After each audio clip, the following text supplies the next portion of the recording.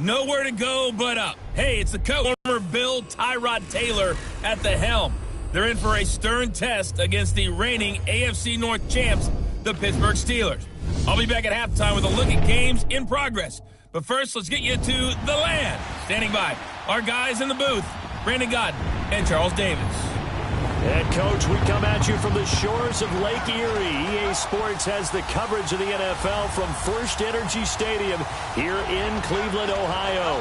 This was the scene a few minutes ago. The dog pound in full roar as their Browns emerge from their tunnel. They're ready to go as they get set to match up with Ben Roethlisberger and the Pittsburgh Steelers.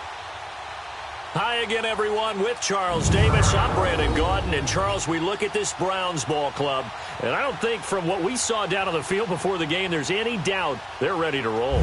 They pass the eye test, don't they? This team looks fired up and ready to play. Meanwhile, for the visiting Steelers, an early season tilt. And when it's an early season tilt, should be ready to roll. Well, let's face it, the aches and pains haven't really set in yet. And both teams eyeing a really good start to get things going. No more training camp, no more exhibitions. The 2018 NFL season on EA Sports is underway.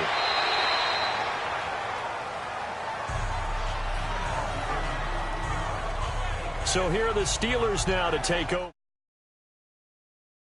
A man who's becoming an elder statesman among quarterbacks in the league, drafted back in 2004. It's Ben Roethlisberger. And when you just sit and look at the raw numbers, you actually kick back and nod in appreciation about the career Ben Roethlisberger has had. Went over 50,000 passing yards last year, 8th all-time. But what he wants more than anything, one more run at the Super Bowl where he's won twice previously. Let's go.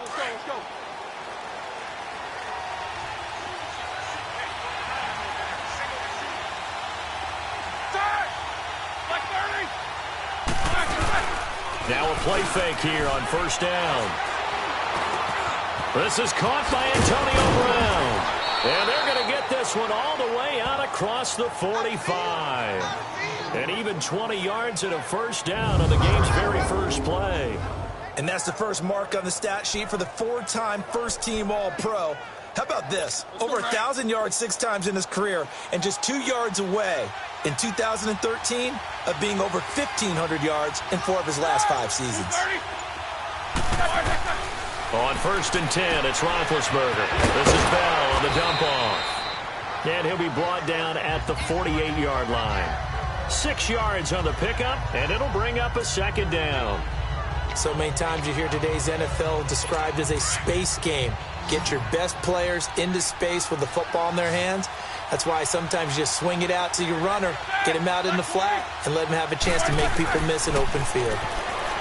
Roethlisberger will throw, and that's incomplete. E.J. gains the one that time to knock it away. And let's take a look at the Steeler offense. A big reason this team led the league in offense, their offensive line. Monster strength. 3 Pro Bowlers last year in Alejandro Villanueva, David DeCastro, and Marquise Pouncey. Kept their quarterbacks upright to throw it downfield and carved a lot of holes for their runners. Now they face a 3rd down and 4 after that incompletion on 2nd down.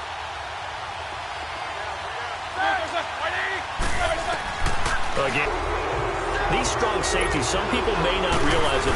It's really like an extra linebacker, right? It really is, because they're hybrids. Half linebacker, half defensive back.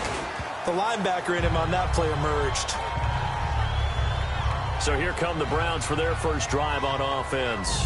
Leading them out, their new quarterback for 2018, making his first start since coming over from Buffalo, Tyrod Taylor. And many see him as the bridge quarterback until first-round pick Baker Mayfield is ready. He may understand that thinking, but I'll guarantee it's not going to stop him from competing to be the #1 quarterback in Cleveland. Remember, he led the Bills to the playoffs for the first time in 17 years. It'd be truly something if he could lead the Browns there after a 15-year drought in Cleveland. Slow.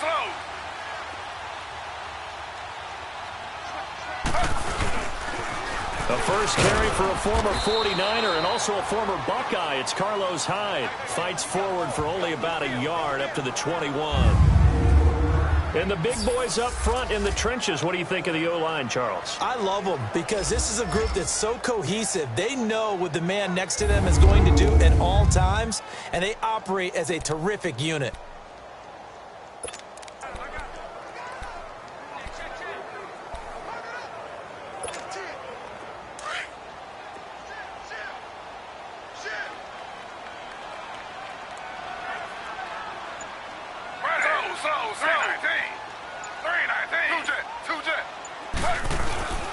On second down, Hyde. And he is going to be stopped cold behind the line of scrimmage. He'll wind up losing 3. And now it's third down. I think Cameron Hayward's ability to take on blocks, hold the point of attack, and get upfield serves him very, very well. What a nice play there. Yeah, he can take on blocks because he's built like a block.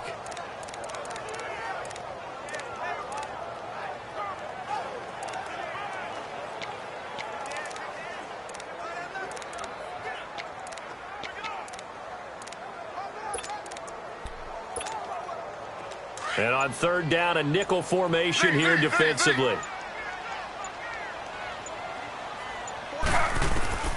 From the gun, it's Taylor. He can run for it, and he will. Taylor able to use those legs of his to pick up a first. How many times do we hear that third down may be the most important down in football, and there's no better example than what we just saw right there. Forced to scramble, knows where the first down marker is, dives for it, and gets it. What a big-time play, putting his body on the line to pick up a key first down.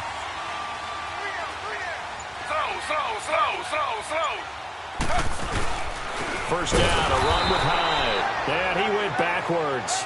He'll be down at the 30. It's a loss of 2 there, bringing up second down.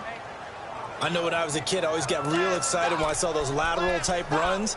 But the best backs that made it happen, they put a foot in the ground and just go. That didn't happen there. That play got swallowed up.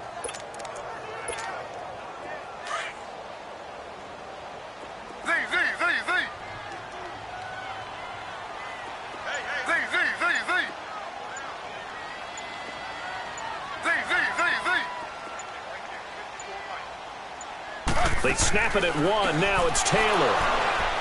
And an alley to run. And he's going to get this one to the 23-yard line. Well, that's a drive killer right there. Not a really confident throw either. This one was kind of up for grabs, and it's going to come down the hands of the wrong team. And Pittsburgh getting set to take the field and hoping to do better than they did their last possession when they punted the football. Appeal to the vanity of your offensive line. Tell them that they control your fate. Leverage guys. Win the line of scrimmage. If you do that, you start to win first down. You win second down. And guess what? You start accumulating first downs. And that's what they need in order to not punt the ball again. And this defensive line will be looking to control the point of attack. And that's what they've done throughout this season. This is a terrific unit. They play together very, very well, and they don't permit big plays to happen.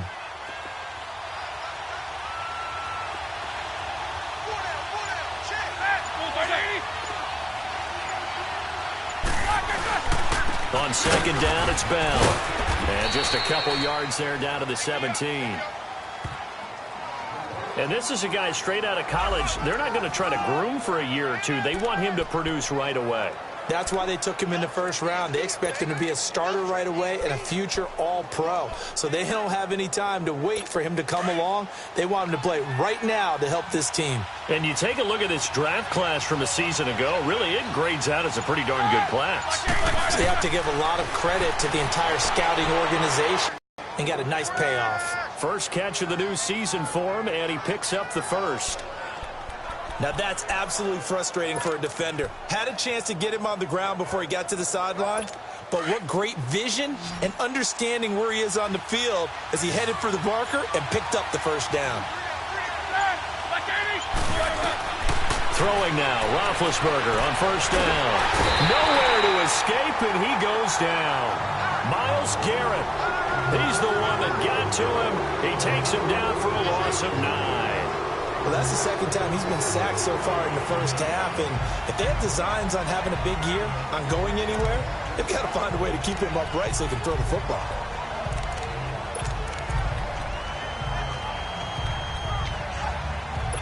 After the sack, it's 2nd and 19, and the road gets a bit tougher from here.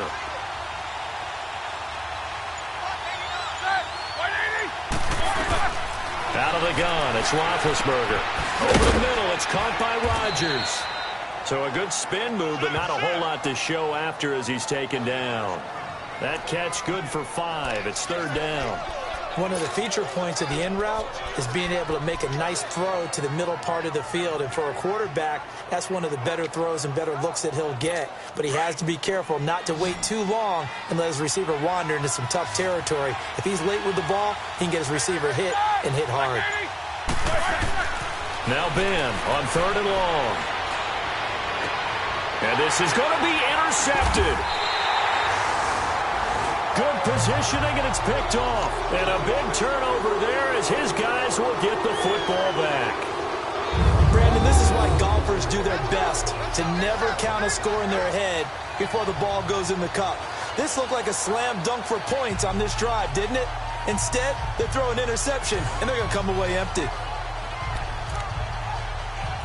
The Browns heading out on offense, Charles, and everybody knows the story. It's been 10 straight years of losing seasons, 0-16 last year. But it feels like there is some optimism. Is it warranted? It'll be warranted if they can translate all of that optimism, the draft choices, the free agent pickups, the molding of a team into winning a game and then turning it into at least a modest winning streak. They have a great opportunity here in the opener against the Pittsburgh Steelers, their hated rival. That will make everyone feel better, not just the organization, but all the fans that surround them.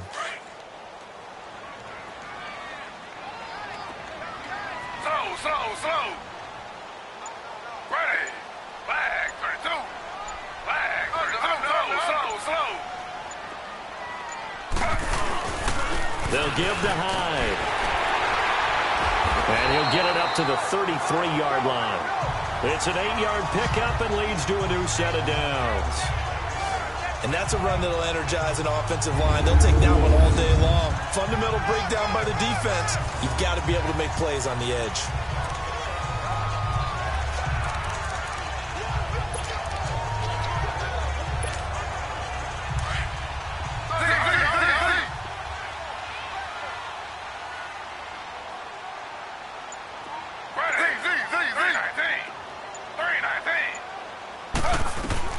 They'll throw on 1st down with Taylor. To the right side, and he's got Landry complete.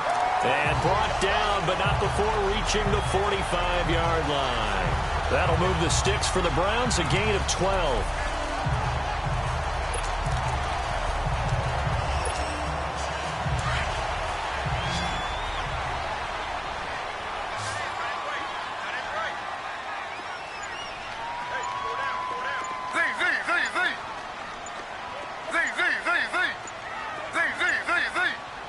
They just do get the playoff as he'll look to throw. Incomplete, but a penalty flag is down in the backfield. Let's get the call. Holding, offense. Umpire threw the flag, usually always indicates holding, and that's what we've got. And you know, depending on their positioning, where you are on the field, the umpires get different responsibilities, but always making sure no one's holding. So following the hold, they're in a bit of a hole here with a 1st and 20. Slow.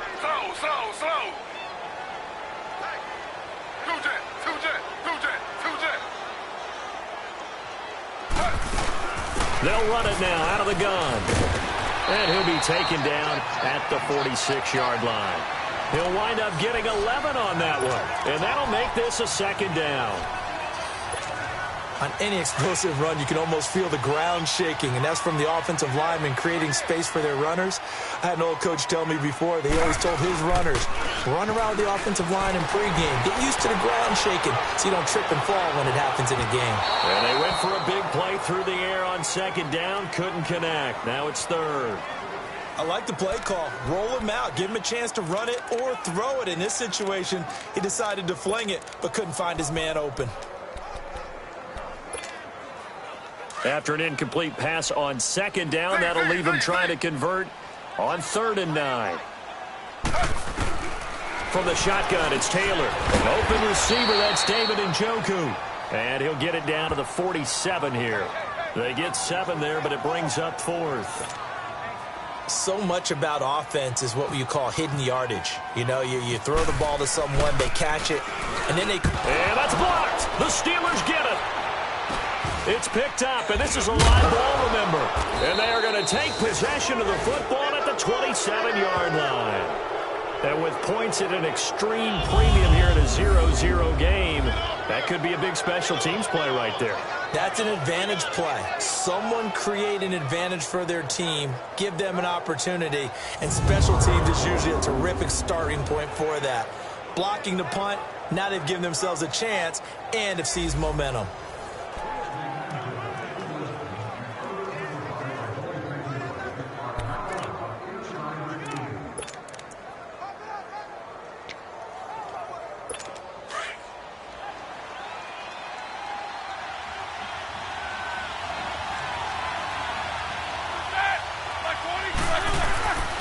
Now a first down carry by Bell.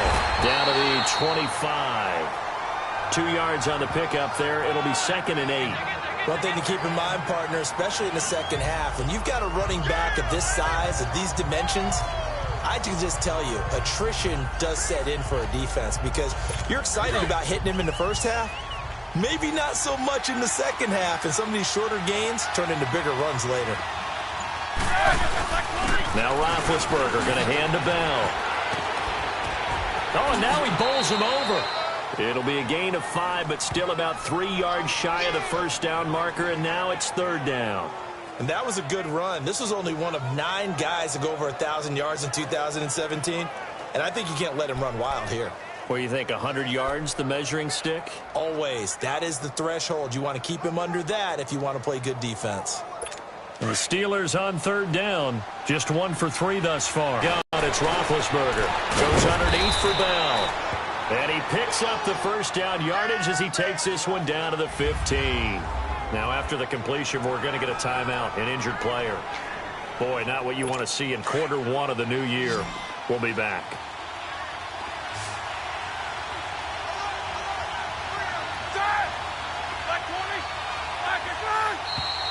Now whistles here before the snap, and it looks like one of the Steelers may have moved. False start, offense. And maybe they were coming with a blitz that time, and it caused a jump. I think if we saw it, you know that they saw it. Might have been a little discussion down there. Bad guys coming, pick them up, pick them up. And someone jumped. A false start backs him up 5, 1st and 15.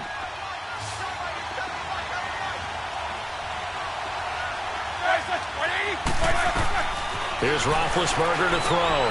Now they go screen. It's complete. And he will lose yardage here back at the 23-yard line. A loss of a full 3 yards, and now it's 2nd down. Well, that was a simple throw and catch, but even with that completion, 0 yards gained, so they're behind schedule on down and distance. I think they were hoping to get it to him. He could make a man or two miss, but that window closed quickly.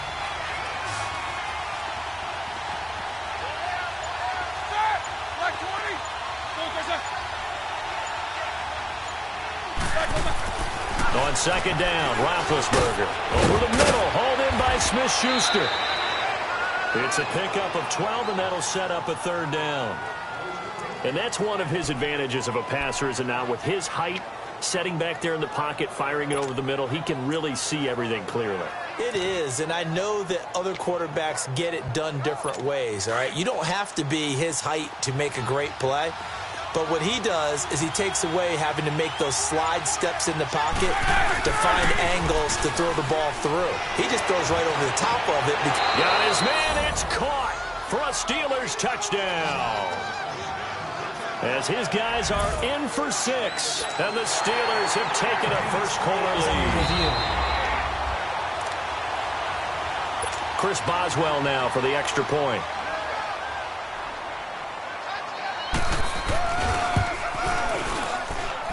Extra point put through by Boswell, and it's now a 7-0 game. That time a 6-play drive, and it ends with a Pittsburgh touchdown.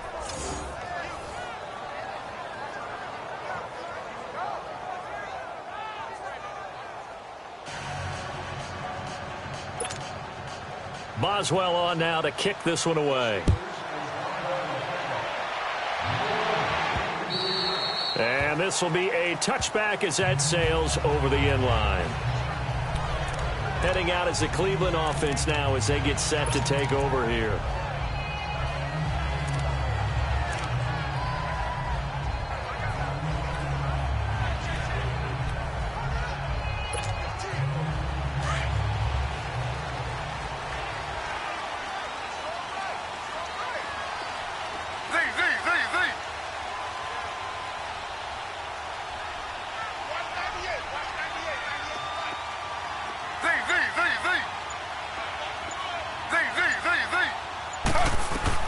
On 1st and 10, it's Taylor.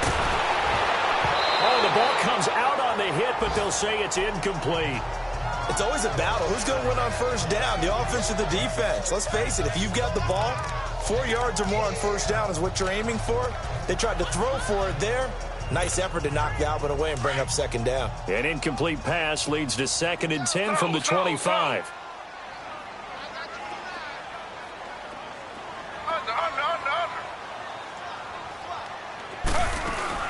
They'll run it now out of the gun. And he'll go down right at the blitz even on rundowns. It confuses the blocking assignments. It doesn't allow those offensive linemen to get up to the 2nd level. From the gun on 3rd down, it's Taylor. And he's got his man. That's Landry. And for the moment, this will be a 1st down. But we have a marker on the field. Let's see if this stands. Holding offense. That's on the guard, Kevin Zeitler, 1st-round pick back in 2012. So following the holding call, what can they do here on 3rd and long?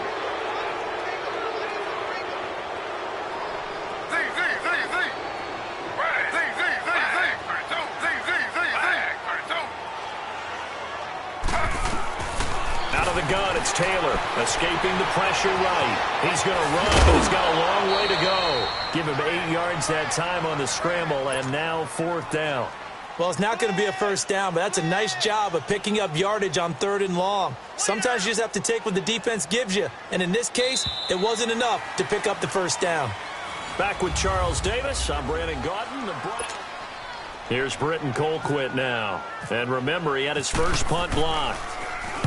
And he gets this away, and look at this. This is a good one.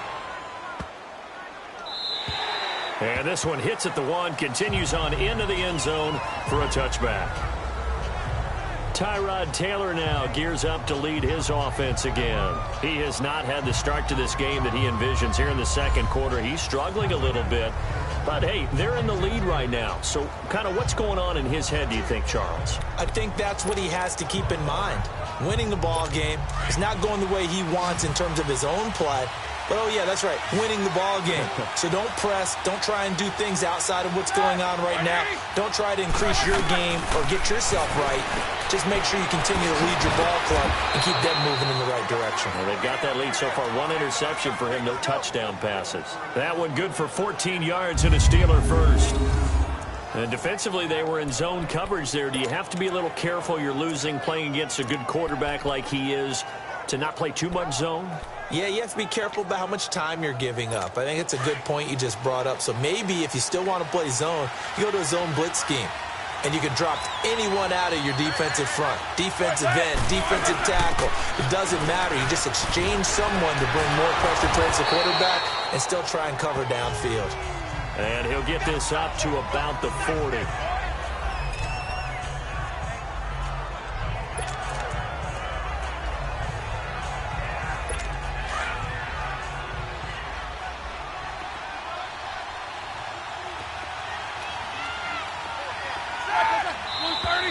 Now whistles here before the snap, and it looks like one of the Steelers may have moved. And that'll set them back 5.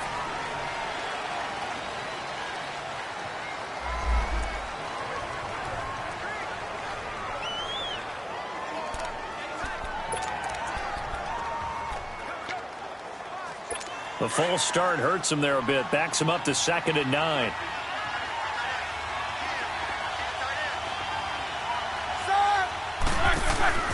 Roethlisberger will hand on to counter. And that one blown up quickly as he's going to be stopped before he could even get started.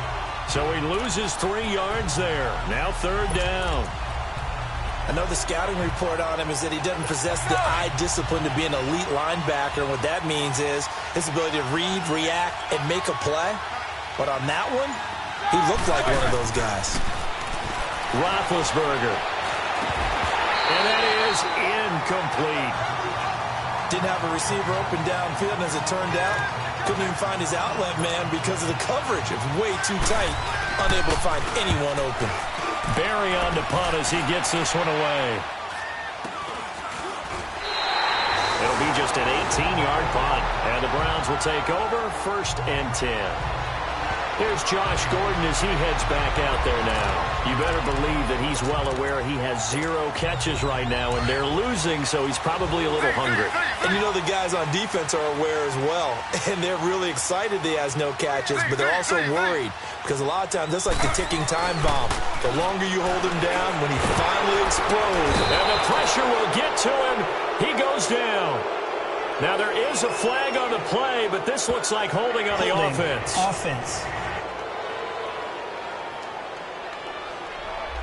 So apparently some grabbing there in the middle of the O-line.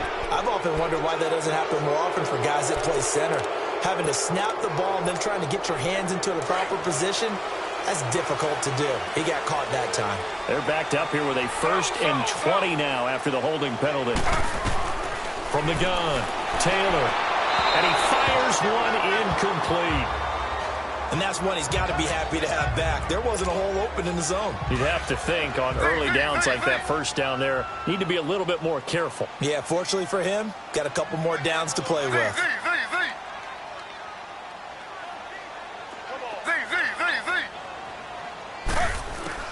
On 2nd down, Taylor. Johnson with a completion over the middle. Stops shy of the 45. Showed off a nice little move on the play, though. Give him 8 on the play, and they'll be facing a 3rd and 12. Well, it's tough to be a defender in today's NFL because there's so many things to account for in today's passing game, including the back sneaking out of the backfield. Not quite as bad as a turkey bowl where you have that center-eligible stuff, but still a lot of guys to account for. And he'll be brought down at the 45-yard line. They'll get 11, but still a little short. 4th down. That was a nicely run slant route, and what the receiver's trying to do is make the defender think he's going upfield for a deeper route and then breaks it off, usually after about 3 to 4 steps, and cuts towards the middle of the field. And now what he's trying to do is use his body to keep the defender away from the football and give the quarterback a really nice target.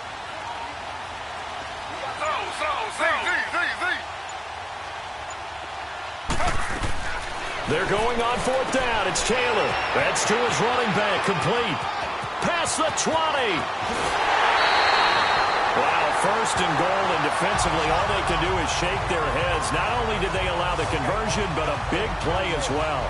And they pick up the 1st down on a 4th down play. I don't know if the defense relaxed because they thought maybe they'd stopped them on 3rd down, or if they just didn't protect the sticks very well. But, boy, that's a big-time pickup right there. After the big play, a chance to finish now on 1st and goal. Again, it's Taylor. It's Tyrod Taylor's first touchdown pass as a Cleveland Brown, as they are now on the board here in the 1st half. On those slants, everything happens so quickly. What makes it work? The timing between the passer and the receiver. In this case, a slant route. Ordinarily, it's probably about 3 steps before you go on the slant. In this amount of time, I think it was a 2-step deal. Boom, put his foot in the ground and got inside for the pass. Got inside for the pass, got inside for the catch and the score. So that drive spanned 5 plays, and it ends with a touchdown for Cleveland. So we're right back where we started, all even as the kick's away. And they will not get a chance to return this one as it's through the end zone for a touchback. This offense trots back out there now, and as they do, Charles, one thing to point out that we saw a second ago are some of the new rules in the NFL this year regarding kickoffs. Yeah, nowadays, the kickoff team, no more running starts. Remember that when you got to circle a guy around and here he goes? No more. You have to start, close to the ball, and when it's kicked, then you get to take off and go, so you can't build up your speed that way. Also, when you're returning it, remember those wedges that we used to say where guys would form together, 2 or 3 guys? No more of those. So it'd be a lot more man-on-man, one-on-one blocking. And also, they have rules about where people have to be when the ball's kicked, where they now take their punt returners, those nifty guys who make people miss in the open field, and make them the kickoff returners as well, because I think you can still get big plays in this area if you have the right people back there. The Steelers able to pick up 18 yards there.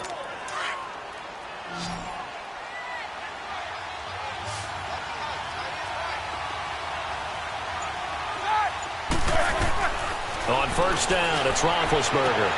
And the defense has it covered. It's intercepted. Picked off at the 35.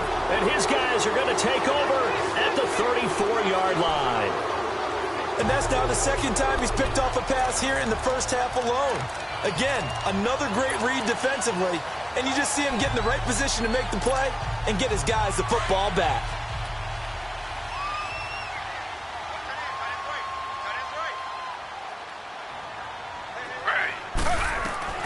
After the interception, here's Taylor dumping it off for Johnson.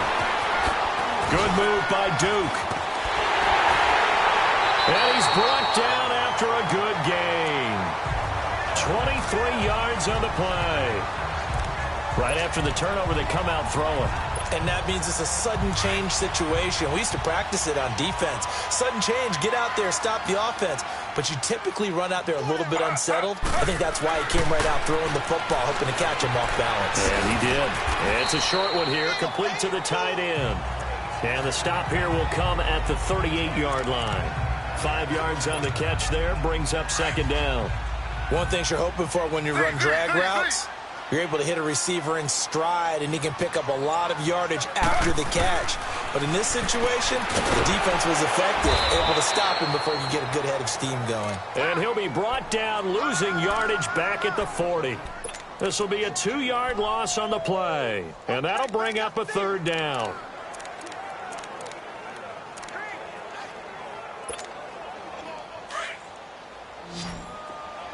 Slow.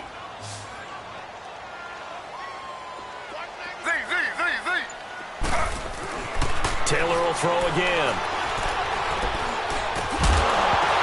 And he couldn't hang on to it through the contact. Incomplete. Even without a ton of pressure in his face, it just shows how difficult it is to pick apart his own defense. Those guys are sitting back, and they're not playing receivers as much as they're playing the eyes of the quarterback and when he delivers the ball.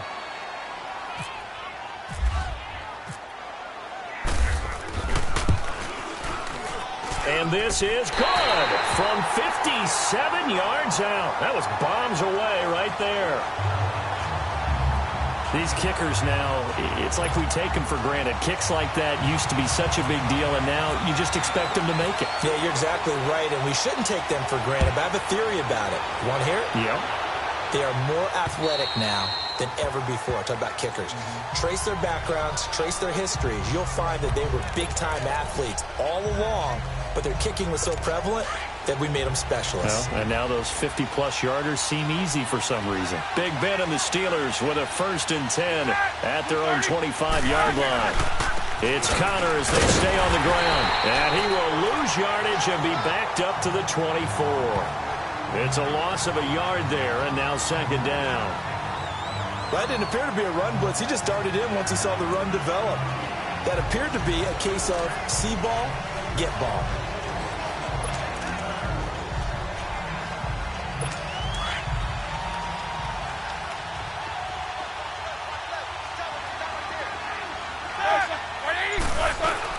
They'll run it now out of the gun. And he'll take it ahead to the 28-yard line. Tackle made by Demarius Randall. Typically, we think it's the strong safeties that are better tacklers, especially closer to the line of scrimmage amidst traffic. But in this case, how about the free safety coming up and making the big-time play? The Steelers on third down. They've hit it 50%, 3 of 6 to this point. This is 3rd and 7. From the shotgun, it's Roethlisberger. And he finds McDonald. And he gets this one just shy of the 40. They'll mark him down at the 39. First catch of the new season for him, and he picks up the first. Obviously, this has not been a banner game throwing the football. So what you got to do, you got to kind of down focus, don't you think? Find the tight end, take some easier completions. The interception last drive. There he hits the reliable target. Here's Connor. And he'll get this up past the 45 to the 47. 8 yards on the pickup, and now they'll have some options on second and short. Despite the blitz, they're still able to pick up a nice solid gain. The disadvantage of blitzing often alters the normal spacing and run fits and leaves creases like they were able to exploit right there.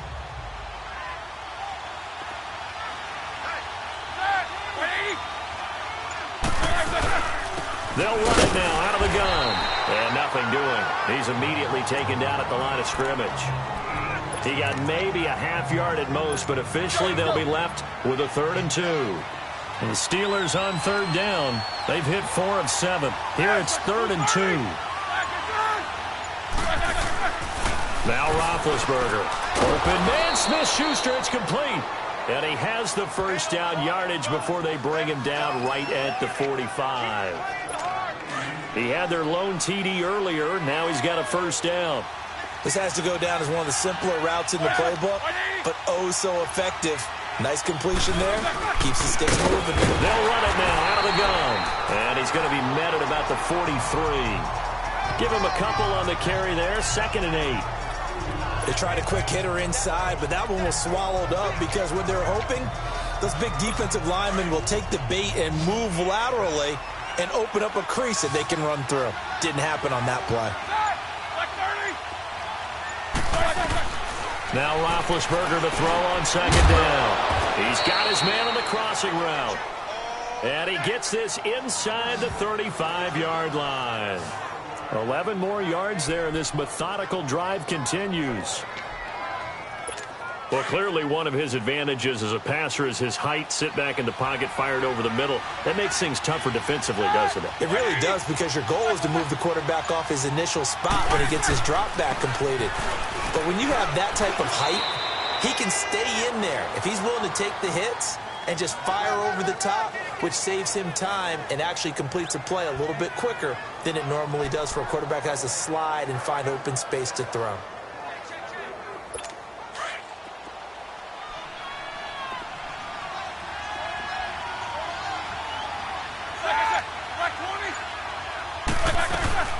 They'll run it now out of the gun. And shedding through the tackle. Space to run past the 20. And did he get in? No, down at the 1-yard line. All told, it's an even 30 and a first down. Exactly what they needed right there, because they needed to use the ground game to take some pressure off, because the quarterback's been struggling a little bit. They'll try to run it. This is Connor. And he's in. Touchdown, Pittsburgh. A great effort there. Punching it in from a yard away. And the Steelers are able to strike for 6. And there you go. Nothing really too complex. Block, keep to your assignments, let them run it in. They did it. Fundamental football. Good blocking, beats good tackling on that play. End result, touchdown. Boswell good with the extra point. And the lead is now 14-10. So that one a long 11-play drive. And it ends with a 1-yard touchdown run. This is fielded at the chalk of the 10. And a good return. He's across the 35-yard line, right around the 36. 2 minutes to play here in the first half. More from Cleveland after this. A reminder coming up at the half, we hook up with a new guy, Jonathan Coachman from Orlando. He'll have highlights and analysis, and more importantly this year, scores and stats from around the league here in week 1. So do not press that skip button.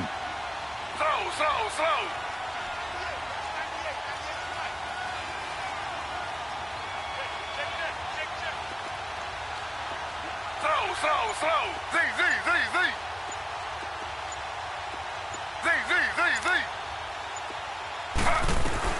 Now Taylor on first down. Flushed out right. To the right side and complete to Njoku. And able to get this one across the 45 before he's brought down. It'll be a gain of 10 to start the drive out, and by a few inches, that'll be a first down. And there's Tyrod Taylor doing what he does best. Look, he's taken a few lumps along the way, and some people haven't believed in him, but this is where he excels, outside of the pocket, making plays. As prolific with his legs as any quarterback in the league? I would say yes to that. And his throw here's incomplete. He was trying to get it to his tight end, David Njoku, and that'll bring up second down. I know coaches tell us all the time that having a powerful arm isn't the #1 thing they look for in a quarterback. But when you're trying to throw inside routes and you need to put some heat on it, it helps to have the big gun. In this case, just a little bit too much. Taylor. And a diving grab. I think he got that. Yes. Taylor on target to Gordon for a Cleveland first. When you're a player of his stature, you don't just circle the games on your team's calendar. You circle the Pro Bowl? Without a doubt. That's a game that you just figure you're going to be in each and every year. And it's because of catches like that. That's why he goes. Hey, you got 3, Z. 2 jet. Slow. Z. On first down, it's Taylor. And he whips that one incomplete there. They were looking for Johnson that time. And that'll bring up second down. It's been my observation there's been a nice variety of play calling defensively. You and I often talk about an offense's ability to keep a defense off balance with what they're doing. I think the converse has been true in this game. Yeah, I think you're right. They seem to have gone off tendency quite a bit, but only the second quarter, a lot of time to change things.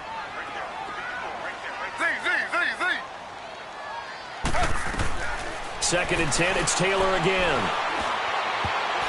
His throw incomplete. He was looking to get it to Jarvis Landry that time, and it'll bring up third down. But one thing that I've liked defensively is that they've shown him a lot of different looks here in the first half. They've come after him. They've sat back. I think that's what you need to do to keep an offense guessing. And they certainly have kept them on their toes. That's why they haven't had much success on the scoreboard. On third down, Taylor. He may try and run for this. And avoids the contact by sliding. Just what the Browns needed there. Good for a gain of 17. When they watch film of this game and hand out the grade sheets, he's going to really like getting a double plus on this play. Why? He scrambles and picks up a first down. But what else does he do? Protects himself by sliding and avoiding the big hit. Double plus, big-time play.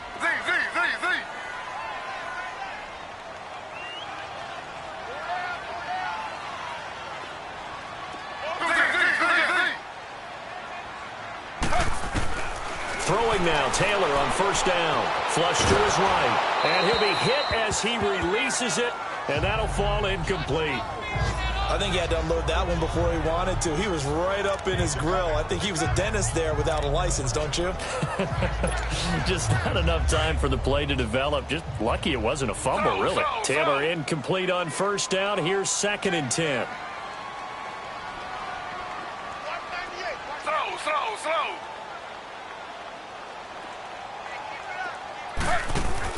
Taylor to throw again. From left side, caught by the tight end Njoku. And now we won't see a play on first down. We're going to get a timeout instead, as they'll stop it with 17 seconds to go in this first half of action. Slow.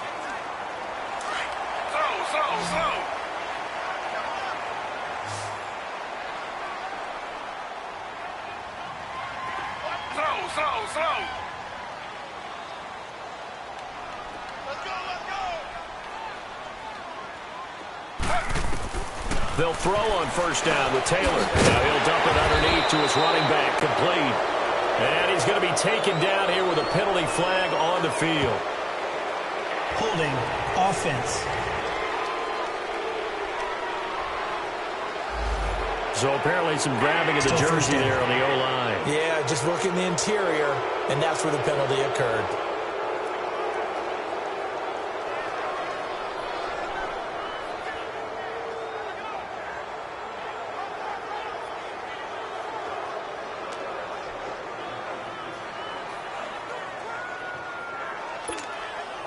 So following the hold, They're in a bit of a hole here with a 1st and 20.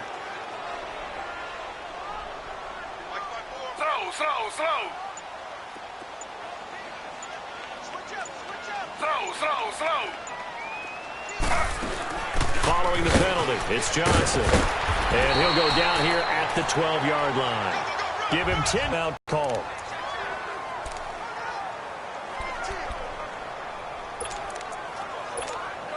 So with 4 seconds to go in the half, here's the field goal unit onto the field.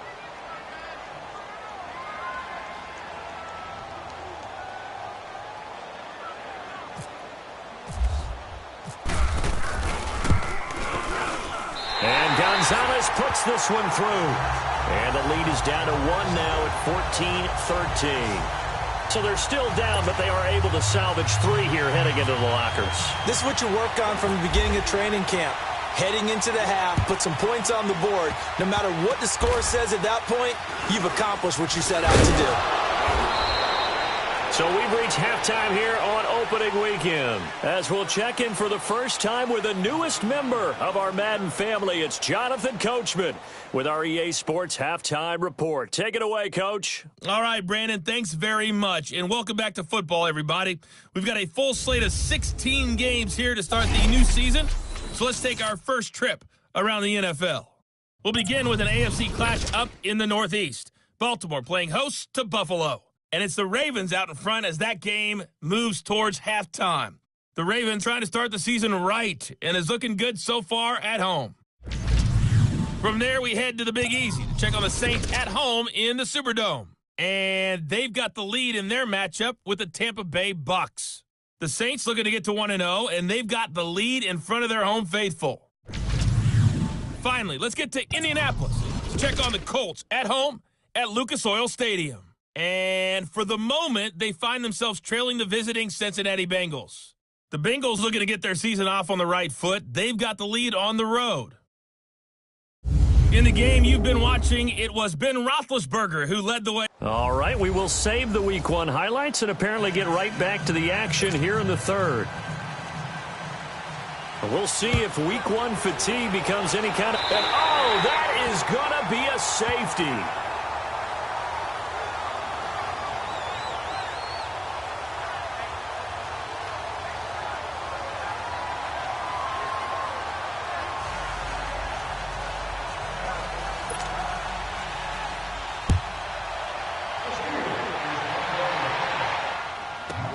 Now this is fielded in the end zone.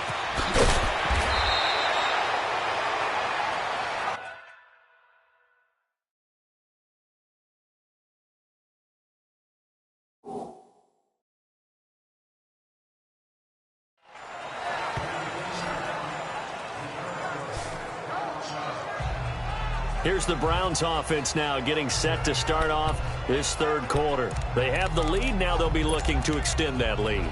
And this is where I enjoy talking about one of my favorite subjects, tendency breakers, or counters as I also like to call them. You've done things in a certain way in the first half, and they've had the ability to see what you've done. They're going to make their adjustments. So guess what? You adjust yourself and try and stay ahead of the pace because you are looking for some separation in this ball game. The adjustment to the adjustment. Without a doubt. Show them one thing, hit them with something else.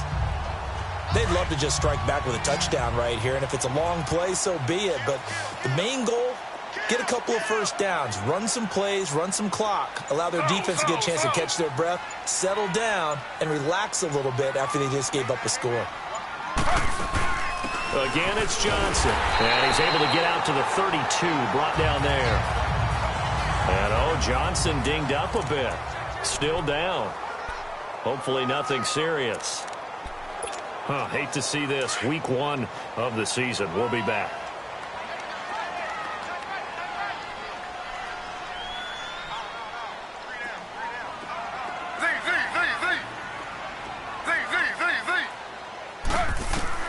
Taylor now on 1st and 10. He dumps it to Hyde. And he's able to take this one up to the 35-yard line. It'll be a 2-yard gain.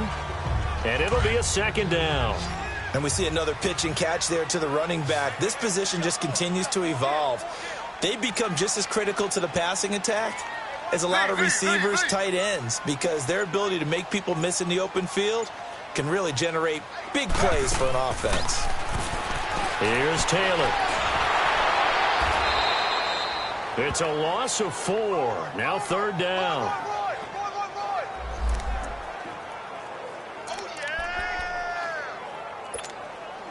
The Browns on 3rd down. They've converted just 2 for 6 thus far. This is 3rd down and 12. From the gun, it's Taylor.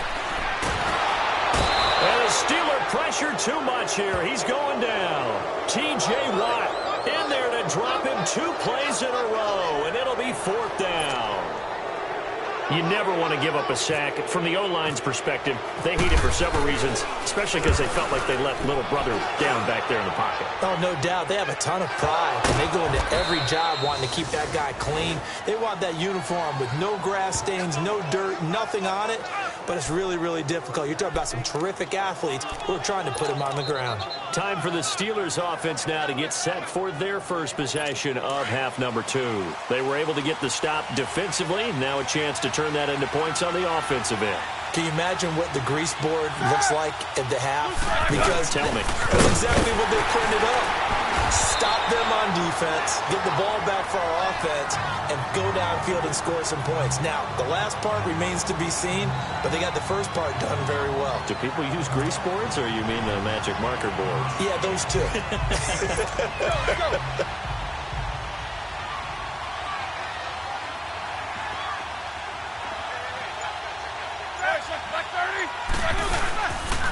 They run with Connor. And here's another tackle made at the line. So they're converging well on the football now. Calling no gain on the run there, and now they'll be looking at a 3rd down. As usual, the hallmark of a good run defense, linebackers making plays near the line of scrimmage. Absolutely nowhere to run there. Big play coming up. Here's 3rd and 10. I would expect to see some pressure here. And the blitz does come. And the 3rd down pass falls incomplete. But plain and simple, that's the 2nd time today that he's dropped a pass. And that one, I think, maybe even a little easier than the earlier one that he dropped. Surprising. Was this game announced as a night game prior to, and maybe his rhythm was just off? He's got thrown off. He's got to wake up, enjoy the sunshine, and go play. Nice job bringing that one back. 14 on the return. And the offense will take over with a new set of downs. And now the Browns coming out on the field. And a tight game after punting last time. See if they can get something going on this drive. As they head to the field now, with the game this close, you've got to feel there's a sense of urgency for them going on offense right now. But they have to do it without letting panic creep in and affect their play. Slow.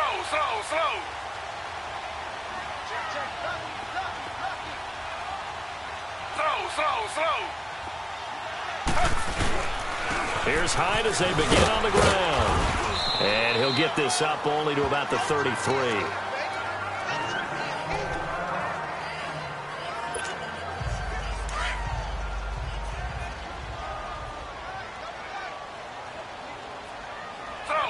Slow.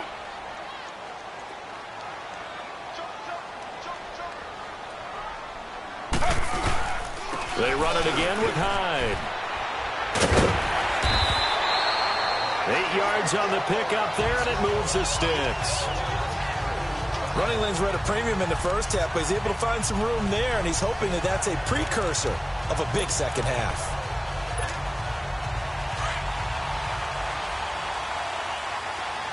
Slow.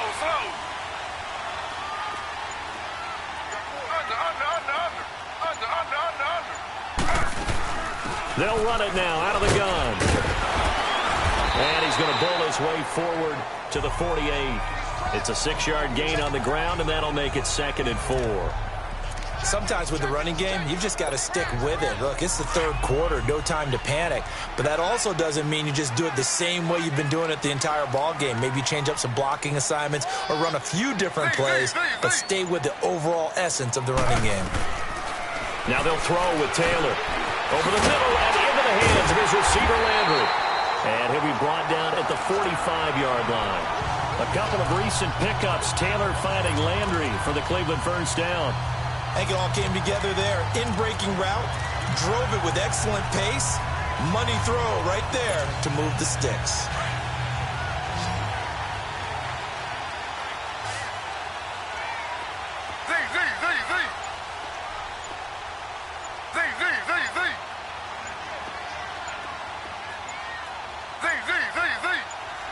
They snap it at one. Now it's Taylor. That's Njoku over the middle. And he's going to get this inside the 30. Just what the Browns needed there. Good for a gain of 17. It certainly feels like there are more stars at the tight end position than there were even 10 years ago. And I think it's become more of a glamour position because of the ways it can hurt a defense. And guys want to be involved. They can be in line, close to the line of scrimmage. They can split out like receivers. But hands, route running, speed, and some toughness to go across the middle, you put it all together, you got a heck of a tight end candidate. And back to the ground, high. And he went nowhere. He'll lose yardage back to the 29. That's going to go as a loss of a yard, and it'll be second down. Now, they struggled to get him rolling on the ground in the first half, and that's sort of continuing here in the third quarter. Yeah, but I don't think it's time to abandon the running game. I would say keep feeding the horse, and I believe he'll eventually reward them, especially as we get deeper in the game.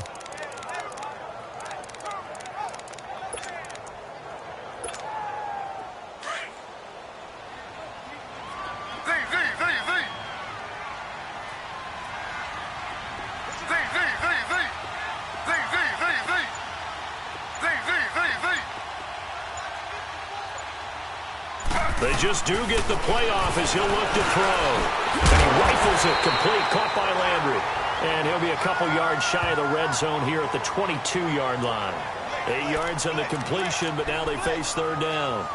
You can see the time and effort and thought that they put into their passing game because it was evident right there.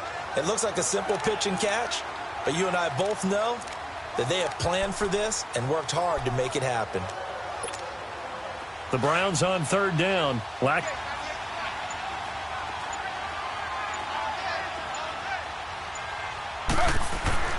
Now Taylor.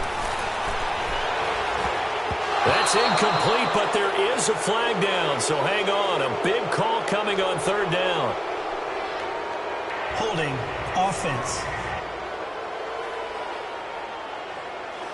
So instead of giving them another third down, they'll decline it, brings up 4. Now that's smart football right there. You don't even have to really spend a lot of time considering it. Just know that you're probably going to get the ball back. Good job declining that penalty. So 3 field goals that he's hit now. This last one helps him stretch out the lead. He's been solid, hasn't he? And he lives up to the adage that every offensive coach has ever said to us. We want to end every possession with a kick, right? For them, it's either extra point, field goal, or at worst, a punt. In this case, it's been 3s.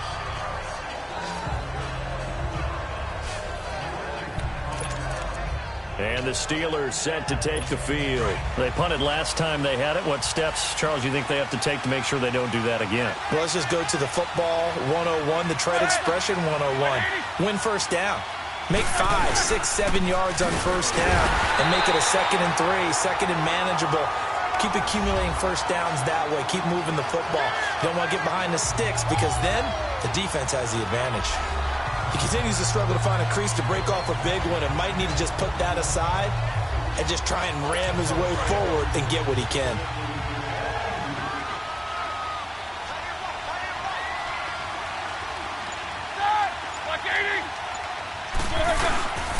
Again, it's counter. He takes this from the 30 to the 34. Brandon, all things considered, they have to feel pretty good about getting that type of a gain considering the blitz that they just had against them. The Steelers on third down. 5 out of 9 thus far. This will be 3rd and 6. From the gun, it's Roethlisberger. And incomplete here on third down. As tight ends go, he might not provide the super flashy plays very often, but he's pretty reliable. Usually an excellent target and normally catches what's thrown to him, but he didn't on that play.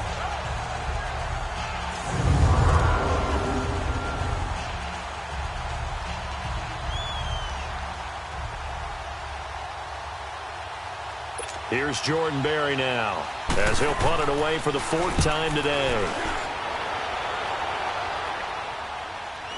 And a fair catch called for and made just outside the 15-yard line. So a change of possession here on the punt. And out will come the offense as they take over. Tyrod Taylor now gears up to lead his offense again. He has been consistent, hasn't he? He played well in the first quarter, good second quarter, and now continuing that here in the third. And that's the word that they're always seeking from the guy taking the snaps, is consistency. Taking care of the ball, making sure it gets to the right people, no errors, right? Not turning it over, and just doing all the right things. That's leadership, and it inspires confidence in a team. It's been a good leadership and a good distributor. And he'll be taken down just shy of the 40. 23 yards on the play. Good route, good pickup for first down yardage, and that is a tough one to cover, the angle route, because a running back getting out of the backfield, if you're trying to cover that, especially if you're in the linebacker spot, and you're seeing this play develop, he heads out towards the flat first, and that often gets you to overcommit running in that direction. Then he cuts back up inside you into the middle of the field. That's what we just saw there for a nice pickup. They tried a quick hitter inside, but that one was swallowed up because what they're hoping, those big defensive linemen will take the bait and move laterally and open up a crease that they can run through. Didn't happen on that play.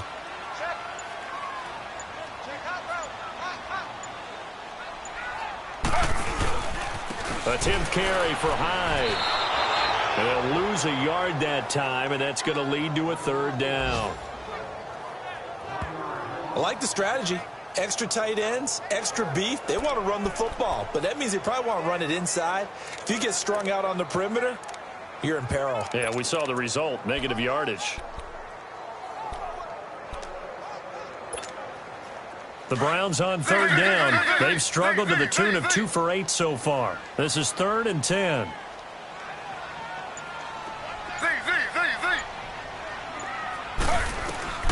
From the shotgun, it's Taylor. And he's got the hook up to Landry.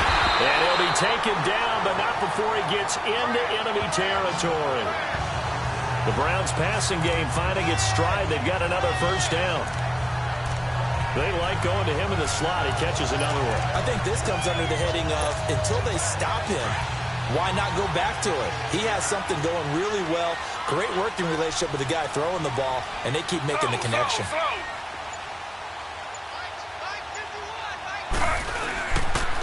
They pitch it out to Hyde. And that play will go nowhere. Losing yardage back near midfield at the 49.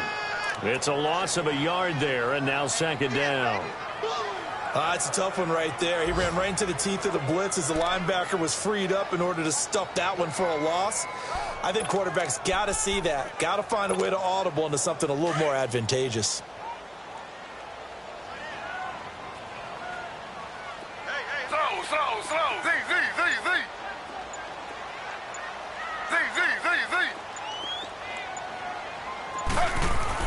On 2nd down, Taylor. And the hit jarred it loose. It's incomplete.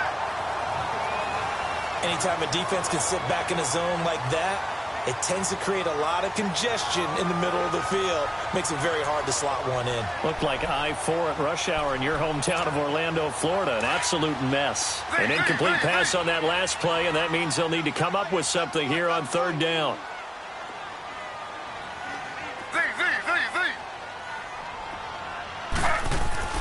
Here's Taylor to throw. Eluding, and he can't get rid of it. He's taken down.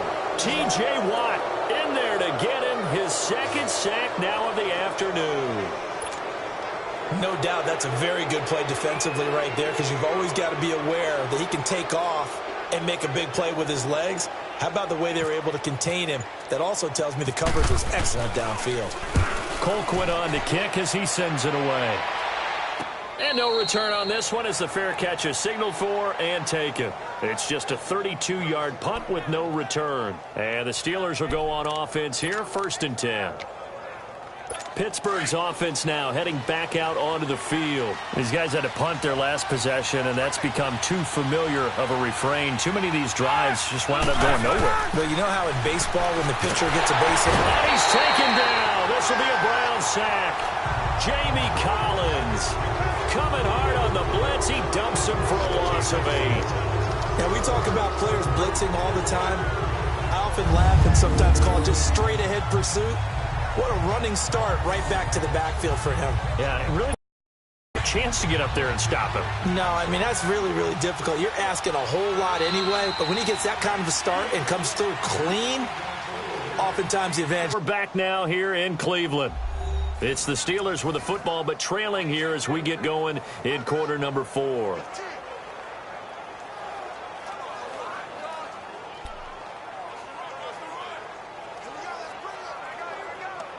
Got to imagine the pass rush will be equally intense here on second down following the sack. It's 2nd and 18.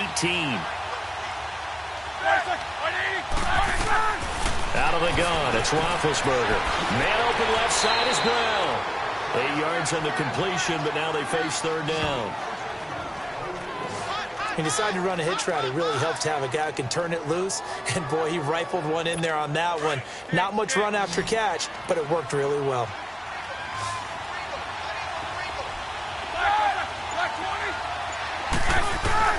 On 3rd down, Roethlisberger. And the 3rd down pass falls incomplete. He was out there waving his arms saying, throw it here, dropped it, not a good look. Well, all I can do is just look at him with contempt on that one. As a defensive back, I'm saying, not as an announcer. Just like, really? A little bit of a diva look, isn't it? Yeah, very much so, because I think what happens is he just had too much time to think. He's wide open now. Here comes the ball, and he doesn't concentrate and drops it. Tyrod Taylor now gears up to lead his offense again. So, Charles, there are the numbers. What's happened here? Defensive adjustments that's caused him to sort of fall off a bit?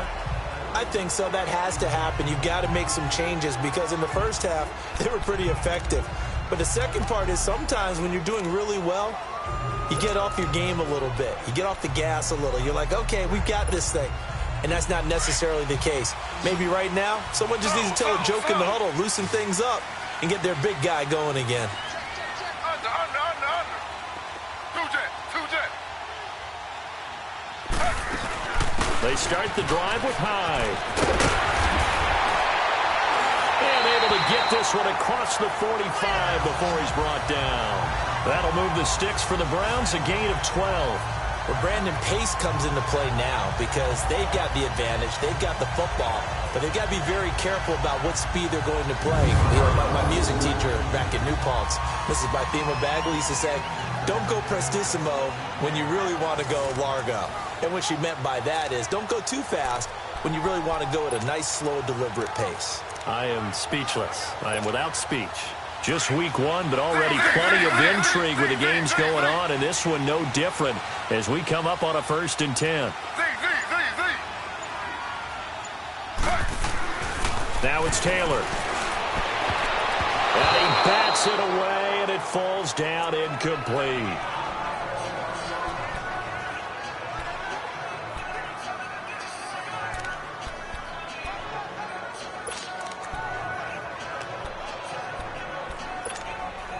Taylor incomplete on 1st down. Here's 2nd and 10. To throw again. Taylor. Pressure comes, and the Steelers take him down. Daniel McCullers continuing to fight downfield. The big tackle gets him for a loss of 11. 3rd and long. Taylor and company hoping to regroup after the sack.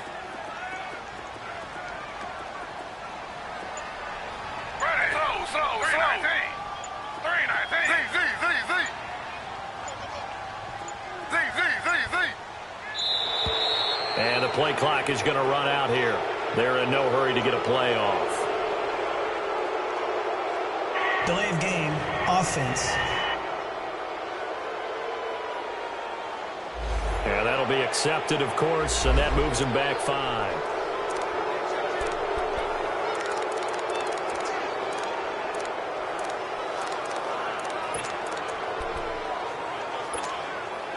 After the delay, they're backed up even further for 3rd and long. Slow. Z.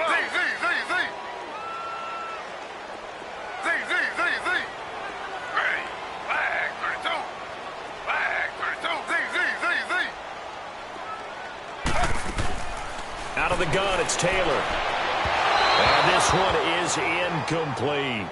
Okay, let's decide here. He was open, right? Not extraordinarily open, but open enough that if you're an NFL quarterback, yeah, you got to make that throw, right? Yeah. That's got to be completed. 9 times out of 10, that's a completed pass. Yeah, he missed that one and missed it in a big way.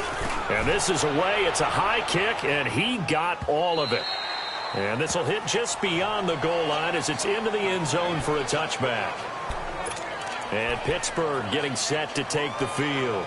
And on the last go-around, they really couldn't get anything going. They had to punt from deep inside their own territory, which means they're going to lose the field position battle as a general rule. What they're looking for now is a little more consistency, move the ball at least a few times on offense, get a couple of first downs, and hopefully flip the field. Yeah, just something to build off of. That's what they're looking for here. He got 29 yards that time. Never make the mistake that the slot receivers, especially the little guys like we're watching here, are just quicker than fast. A lot of them combine quickness and speed, and they catch a lot of footballs, as we just saw there. Throwing now, Roethlisberger on first down. And this is going to be incomplete.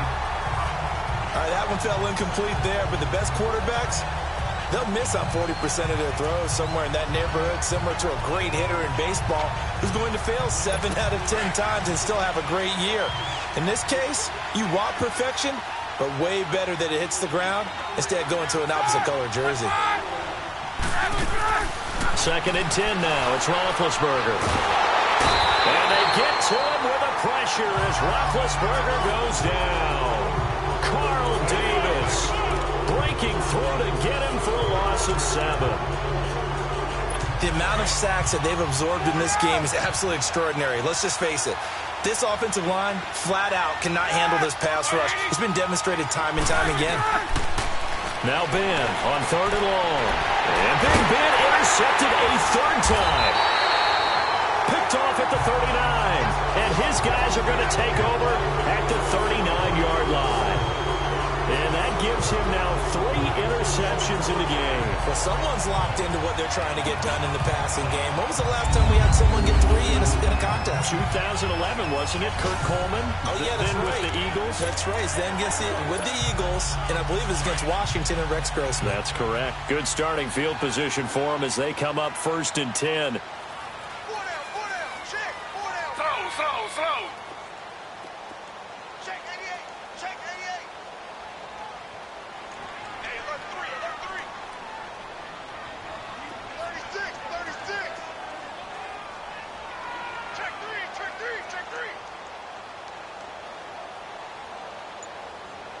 Watch 98. Slow. Under. Handoff comes to Hyde. And the play goes nowhere. Losing yardage back near the 40 at the 39. That's going to go as a loss of a yard, and it'll be 2nd down. The 4th quarter here, they've got the lead. They want to keep it on the ground. That's what they're doing. Smart football. Keep the clock grinding. Keep it going. But you got to figure now, they're going to see more people stacked up at the line of scrimmage as they try and bleed it out. Again, it's Hyde. And he takes this up right near the 45-yard line. He gets them a little over half of what they needed. Now they're looking at a 3rd and 5. That's it. That's what you want. Straight ahead positive game. Just keep that clock ticking. Z.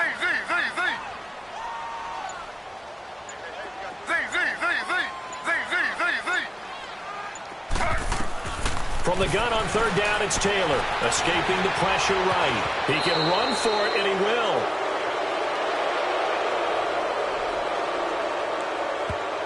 Holding offense. Well, your QB's been sacked 4 times in the game already, and they're the holding call. And you know darn well the offensive line coach is frustrated and upset that he's been hit that many times already. He doesn't really care that they hold now. Just don't let him get hit anymore.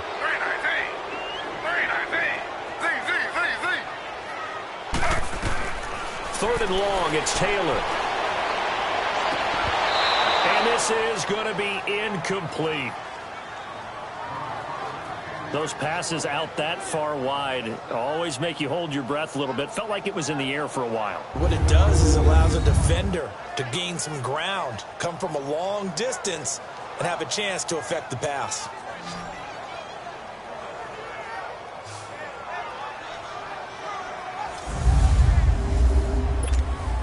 Here's Britton Colquitt now. Remember, though, he did have one blocked earlier. He steps into this one, and this is a rocket.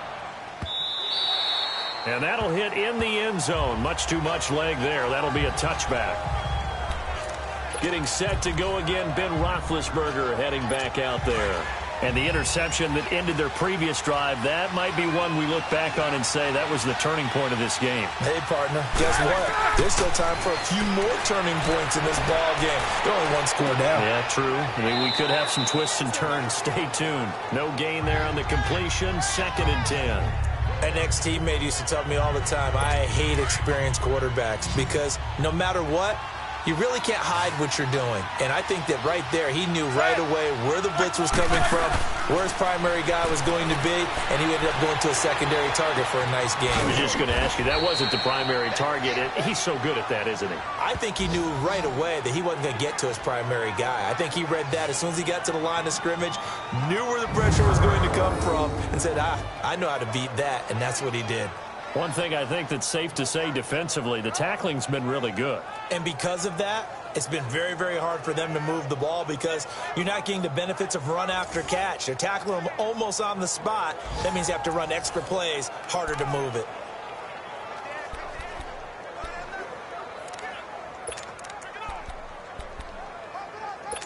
The last play on the completion got them half of what they needed. Now here's a tough 3rd and 5.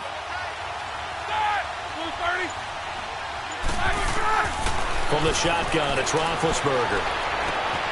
James has it. And they're going to get this one all the way out across the 45. A good pickup there at 22. Tell you what, he's been able to put the ball in some tight spots all game long. That throw, no different. Yeah, a lot of people would call it a gutsy type of a throw. I think he looks at it as, I can do it, so it's not that big of a deal to me, and I'm going to keep firing.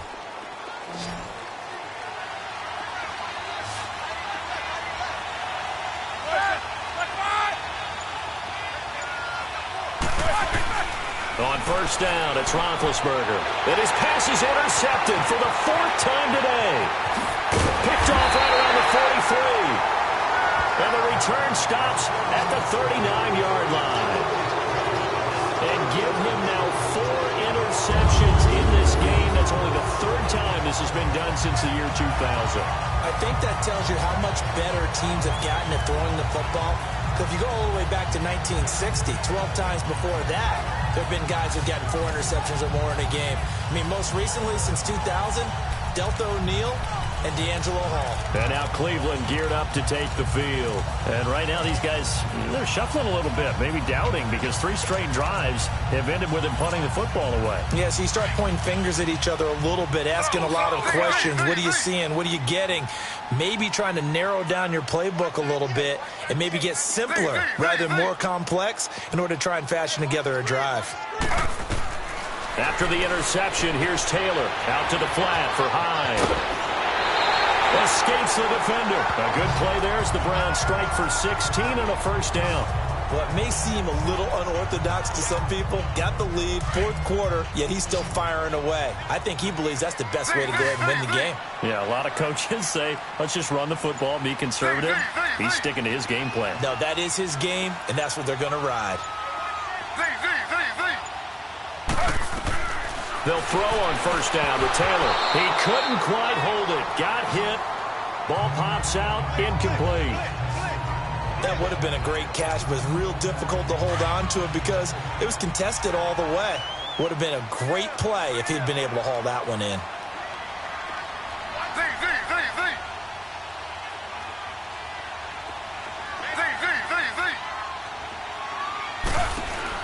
Again, now it's Taylor on 2nd and 10. And they're going to get him. He's sacked back around the 28. The former 1st-round pick from Boise State, Shea McClellan, in there to get him for a loss of 5.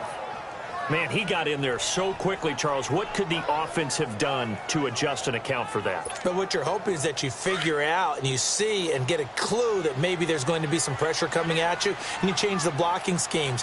Maybe you go to max protection. The biggest one is maybe you bring your running back in to try and keep you clean. But in that case, that didn't happen.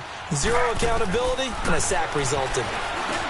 Here's Taylor. That's complete over the middle to Callaway. And on this one, he'll get to the 15, right at the 15-yard line. It's a pickup of 13, but they're still a bit short, and it'll be 4th down.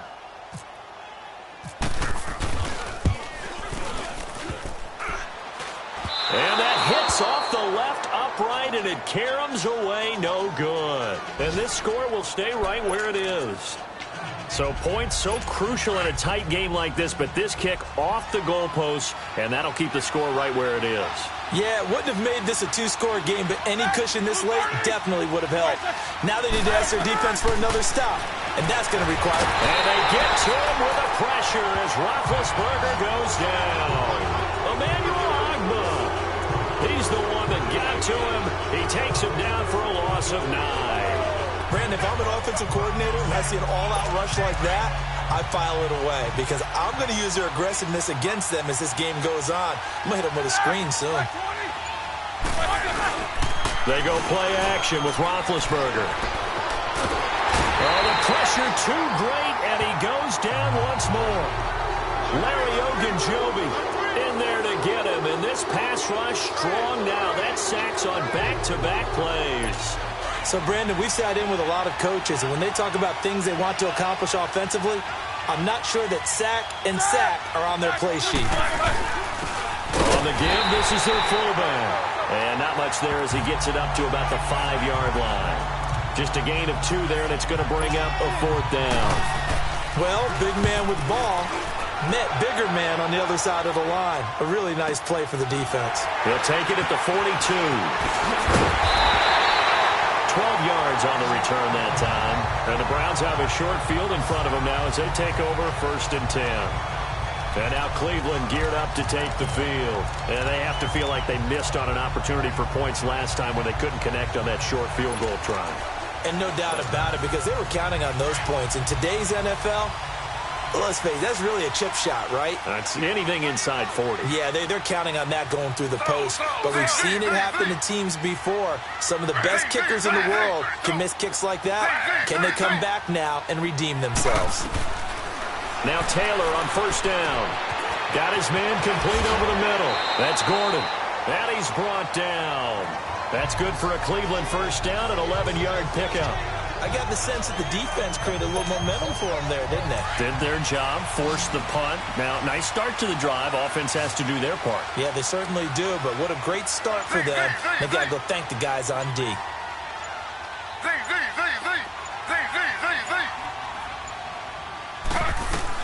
On 1st and 10, it's Taylor. Over the middle, and it's incomplete. The veteran Morgan Burnett there on the coverage. When I watched that play, I thought about what my coaches... 2nd and 10, it's Taylor again. And this time he's got the hookup. It's complete. And brought down, but not before they're inside the 25. 12 yards there as they keep this drive rolling. It's another 1st down.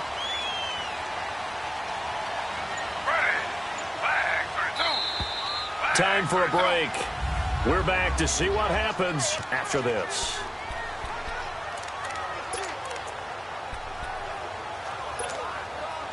So the Browns in possession of the football here as we get you reset. They've got a 1st and 10 as they look to try and finish this one off. Slow.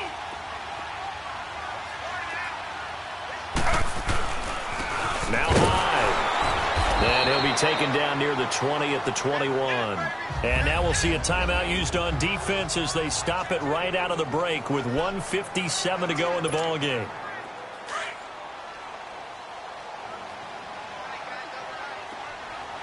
Slow.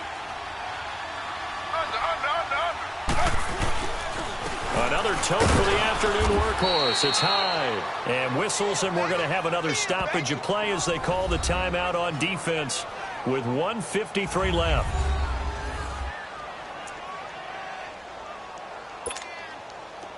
The Steelers insert their nickel defense on 3rd down. Yeah, they add a DB. Slow, slow, slow. Slow, slow, slow. High. Now the Steelers going to use their 3rd and final timeout as they'll head to the sideline and talk over what to do next. So on 4th down, out trots the kicker in a big spot here. From the left hash, this from 37. And the kick by Gonzalez is good. And that'll make this a 7-point game. But from a defensive perspective, though, I think maybe they're saying, hey, we did what we needed to do, kept this a 1-score game. Yeah, without a doubt, because they were able to bleed some time off the clock, right? Put themselves in a good position, but it's not out of reach yet, okay? Being able to hold them to a field goal means that they do have a chance to come back and win this game. Getting set to go again, Ben Roethlisberger marches onto the field. This is something we've seen many times over the course of his career. Can he pull off another 4th-quarter comeback? And it's very strange, isn't it? Because when it's a player of this magnitude, even though the guys on defense have the lead and are sitting in the best spot, they're maybe the most nervous people in the stadium because they've seen this happen to too many people before, too many teams. They've got to find a way to shut him down. Here we go again for the grizzled vet.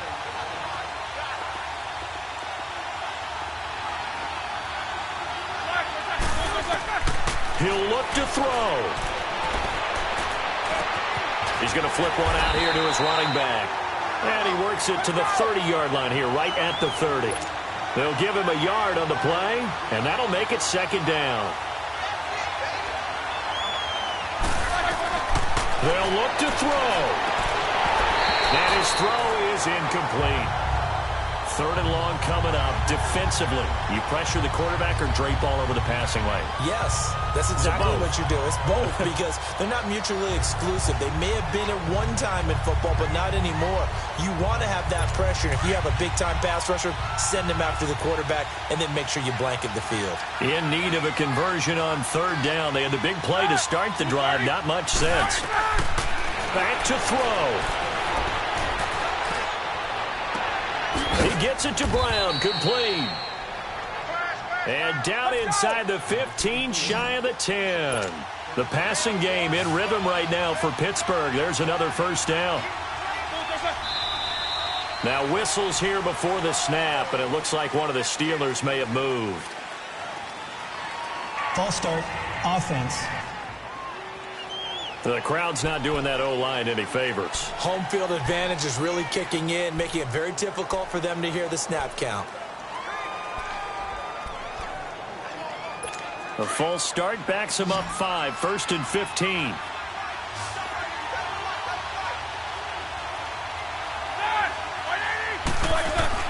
Back to throw. It's incomplete. Took a shot, couldn't connect. There have been quite a few plays they might look back on and say, we really have hurt ourselves, and that was another example. And this is late-game execution. Everything on the line, so it all has to come together properly. The throw's made. Where's the catch? Got to catch in that spot. So they'll come up after the incompletion for 2nd down.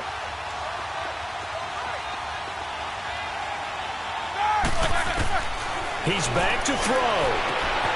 Congratulations to James Washington. That's his 1st touchdown in the NFL. As they can now even this game here in the 4th quarter with the extra point.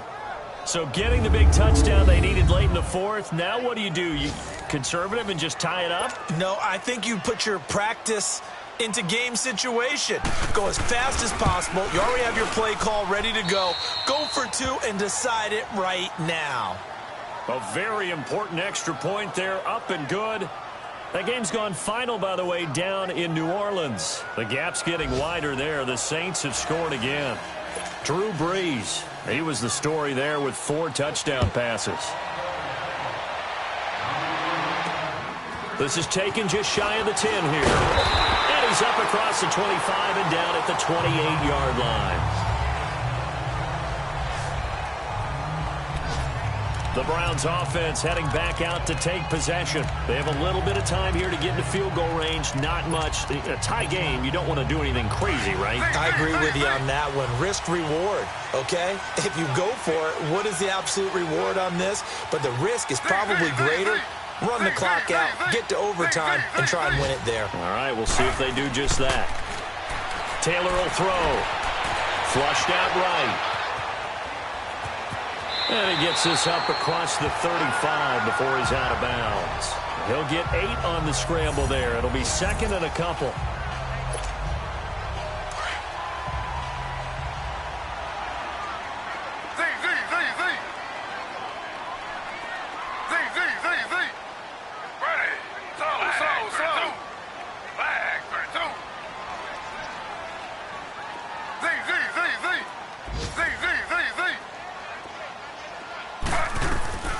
Now it's Taylor.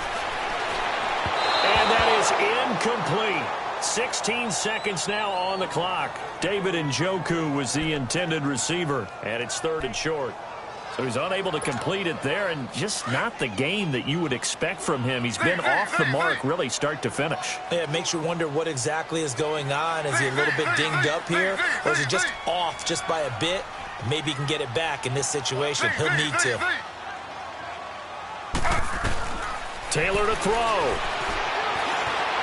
And that's going to be incomplete. 12 seconds left. 4th down now, and defensively, Charles, you know, they're just asking this crew for one more stop. And you know that they're feeling the momentum right now, but they have to be very careful not to get over-exuberant, overexcited, and blow an assignment and give up the big first down.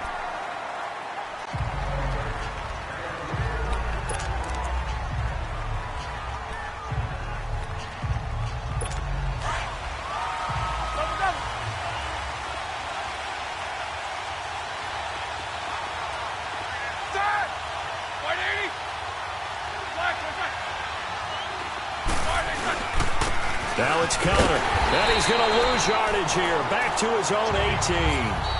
That's going to go as a loss of 2, and it'll be 2nd down. As a fan of the NFL, for an opener, you can't ask for much more than this. Overtime in Week 1. I know it's hard to believe that some people may not have been watching our game, but I'll bet through social media they found out this one was snug and getting into overtime, and they flipped over here in a hurry. This is fantastic. If you're a fan of ball, you love these types of games. It's a little teaching moment here. Overtime rules. Remind us how this goes, partner. Okay, so in the past, we had sudden death. First team to score wins, but no longer. Now, if the team receives the ball, scores a touchdown, they win the game. If they kick a field goal, though, or don't score, the other team gets a possession. And after both teams get a possession, then we're into sudden death. First team to score wins the game. So a tie ball game here as the kick's away. And that'll carry over the back line of the end zone for a touchback. Now the Steelers offense gets ready to get back onto the field. They set for their first drive here in overtime, and this is where the crowd can really become a factor. They've had to battle it all day, but I know what you're saying. In overtime, that gets doubled, doesn't it? At least, because now the crowd really wants to be involved and help their team. And that first drive can dictate the whole thing because they know if this team takes it downfield and scores a touchdown, it's game over. It's been loud in here so far.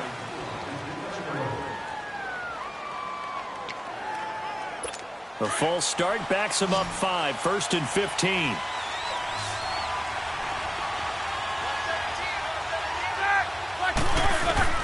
From the gun, it's Roethlisberger.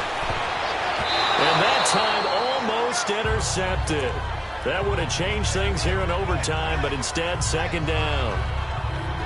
Not laying back defensively. They blitzed right there first play in OT. The game's changed a bit, hasn't it? I'm telling you, when we were kids, most of the time you'd lay back, not necessarily prevent defense, but you'd want everything in front of you and hope that the offense made a mistake. Now people aren't counting on that. They're going after them and being aggressive. Of course, if they pick up your blitz, it could be a big play for the offense. Now it's Roethlisberger. Over the middle, it's caught by Rodgers. And they'll take him down at the 31-yard line. They get 11 back on that one. It leads to 3rd down. I know many people like to throw to the tight end, maybe in a little flexed out position because he creates mismatches with his size. But slot receivers do the same thing with their quickness, their speed, and their route running savvy. And that is incomplete. TJ Carey right there in coverage. The temptation to go for it probably there. Always is, especially in overtime. Got to punt it, though. I think you're right. I think that you absolutely have to punt it away and trust your defense, especially play a little field position here. But you're so right about the temptation. Another way to satisfy that, though, line up in punt formation and fake it. That's another way to get it done. Holding, receiving team. A pretty good return, all things considered, but holding. I agree with you totally. It's actually a return that they were going to be very proud of. But when you end up holding and bringing it back, now your offense has to start a little bit deeper in their own territory. So the special teams penalty cost some yardage there as they come out on 1st and 10.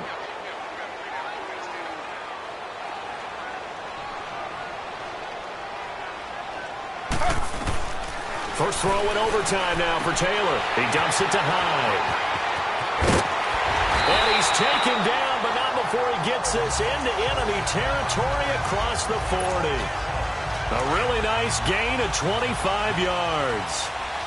We can talk all we want about football being a game of strength and brawn. It's also a game of mismatches, and they're trying to create one there, getting it to their back out of the backfield to make a bigger play. As we often say, get it to him in space, let him use his leg. Yeah, if he can get a matchup against a linebacker or maybe a defensive end dropping out in a zone blitz, he's going to win that battle just about every time.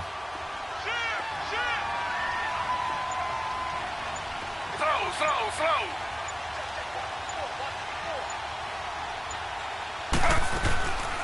They'll run it now out of the gun. And this time not as successful as he'll get back to the line of scrimmage and no more. Stephon Tuitt, the one that got him down. That was an example of excellent defense there. They stuffed him. So now he brings up a 3rd down situation. If I'm calling plays here, I make sure I put it in the hands of my quarterback and get it to a receiver real fast. I'm not running the ball here. They'll run it. Here's Hyde. And he's able to pick up the 1st down here before he goes down at the 26. Give him 3 yards and a fresh set of downs.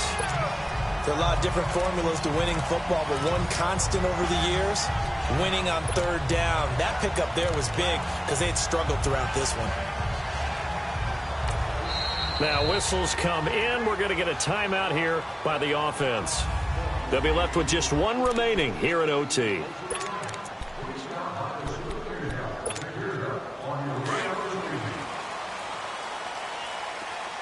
Slow. Under.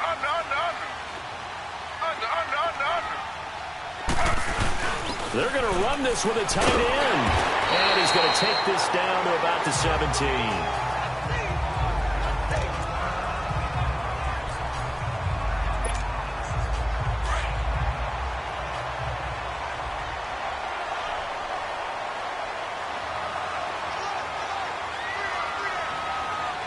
Slow.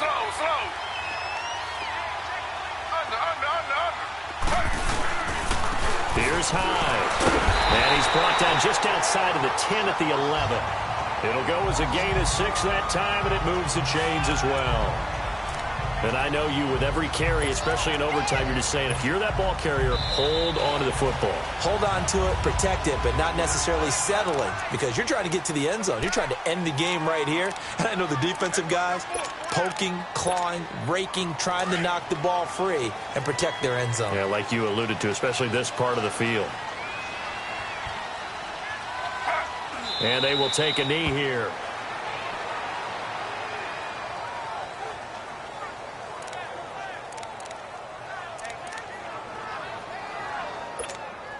So here we go. Maybe the biggest kick of the game forthcoming. And play is stopped here. Timeout. It's the defense calling the timeout here. It'll be their 2nd and final timeout, remember, here in overtime. We'll be back.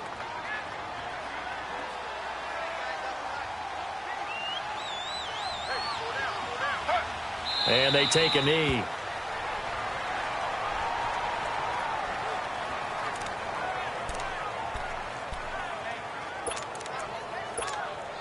So the field goal unit is on the field as this is a big spot right here. And he got it. The kick is good. In overtime, he's able to split the uprights. Well, we thought this game would be a good one. It did not disappoint into overtime, and it took the field goal to win it. And we always pay lip service to how important it is to play defense. And usually we focus on the big offensive pyrotechnics, right? But in this case, they got the ball back on defense, gave themselves a chance, and they capitalized on it with a victory. And I don't care what distance that field goes from in overtime. The knees are always knocking, but he pushed it through. Not only that, think about your snapper, your holder. A lot of nerves for them, too.